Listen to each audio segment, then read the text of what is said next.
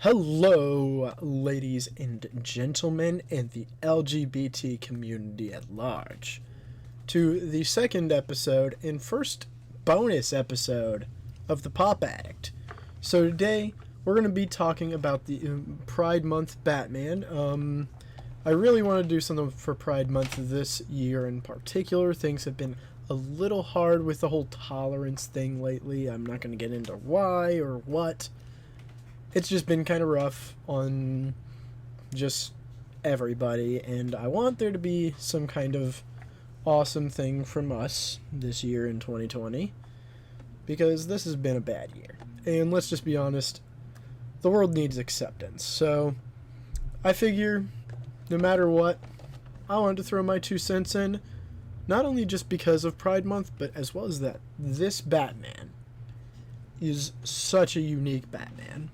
Just not even with the whole Pride Month thing in consideration, but the way they did his model is different than anything I've seen in a while. So let's get on into it. Happy Pride Month. Alright, so before we get into Pride Month Batman, I've got Earth 2 Batman, which is a Hot Topic exclusive, which not expensive, and if you like a really cool Earth 2 Batman, there's only one, of course, but it's actually a very good rendition. Here's the problem with most Batman pops, is they all have generally about the same pose and about the same mold. You'll notice that there's a few adornments here and there, bat rings, and sometimes just general, there's a little bit of difference in each of the molds, but in general, this is a minimalistic Batman. And this is what most Batman looks like. I mean, they're even a little bit fat compared to what Batman would be. Not that that's a big deal, but I just feel like it should be obvious he's buff if he's Batman. All that said, he's just a standard Batman. And that's how most are. This is where I think the Pride Month Batman actually shines, so here he is. So right off the bat, this mold is actually a very good mold if you ask me. His cape is billowing out to the side, he's much more lean and buff, he's a lot more chill. One thing about him, and I'm not going to be able to show you very well without blinding you, but he is, well actually you can see it in the reflection on the desk, is that this whole entire pop is actually see-through.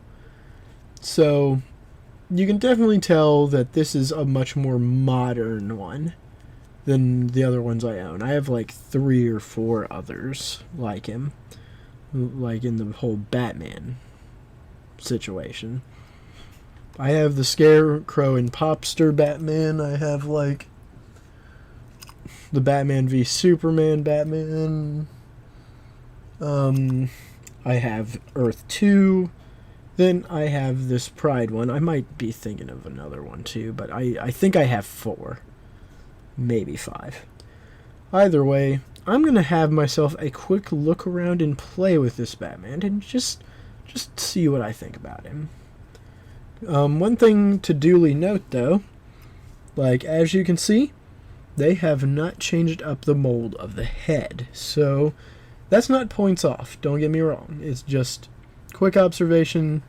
They still haven't fixed anything about the head. It's still a very good head, though. To be fair, it looks like Batman should. But let's go ahead. I'm going to go have myself a quick play and look session, and we will talk about this right now. Okay, so I've been sitting here looking at him for a good 10-15 minutes and just kind of looked him up and down. So there's not a whole lot of complaints with this Batman. There are a couple small things to keep in mind if you are a out-of-box collector.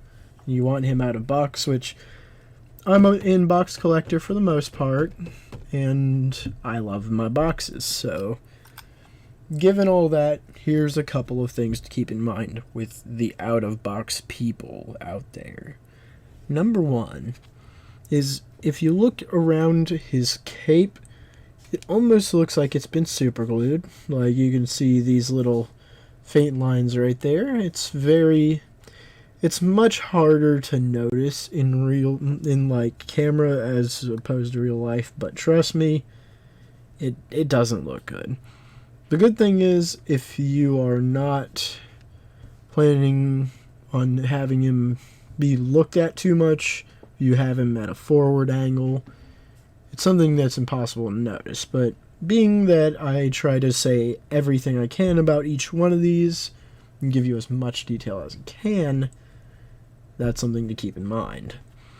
As you can see, even his look at this, the reflection of the desk is even kind of holographic, which is kind of cool. I absolutely love that they kept the Batman logo, its simple black collar, and just kind of worked everything else around it. This is not painted on, it's actually the plastic itself. So the way they did this is just absolutely stunning. There's a lot of places like right there where it gets a little ugly here and there, like where this red is over here, centralized mostly, but you'll see it creep around over here sometimes.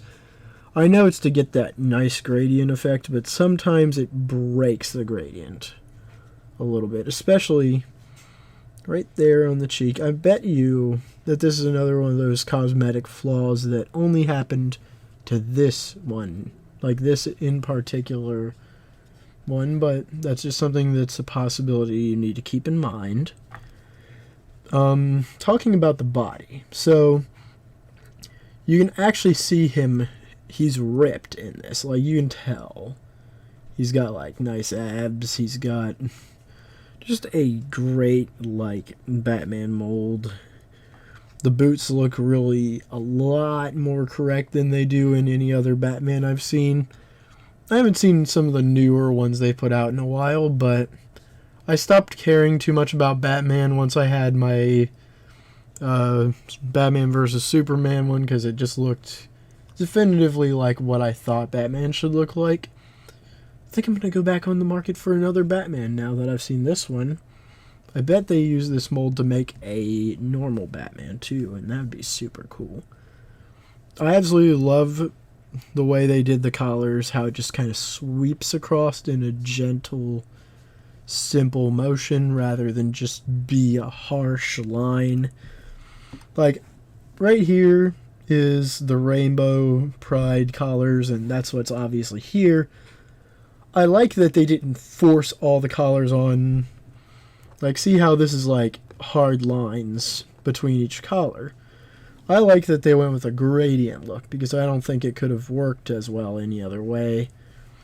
The cape absolutely shows off each and every color super well, so I think for everything they did, there's actually a few different Pride ones, so I'm going to be ordering another Pride figure. I'm not sure if I'll be able to make a video by the time the end of the month comes around. In fact, this is going up the same night it's being recorded and edited. I don't do it this way very often, but I just got him in the mail today, so it had to be done.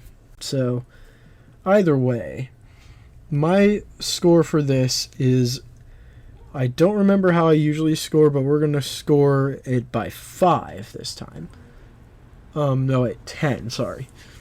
I will give this a solid 8. Now, as I said, the paint, well, the plastic, sorry, in this case, it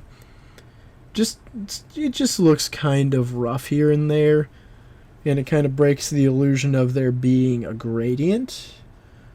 But where it's correct, it is far past beautiful. The entire figure is a great way to celebrate Pride Month. It's just so beautiful. I think it's awesome. You guys should definitely go get Pride Month Batman. I think they got SpongeBob, which is the other one I want to order. And I think they might have even more than that, but I'm not perfectly sure. So, either way, this has been John. I'm the Pop Addict. And this has been the 3jshow.com. Thanks for watching.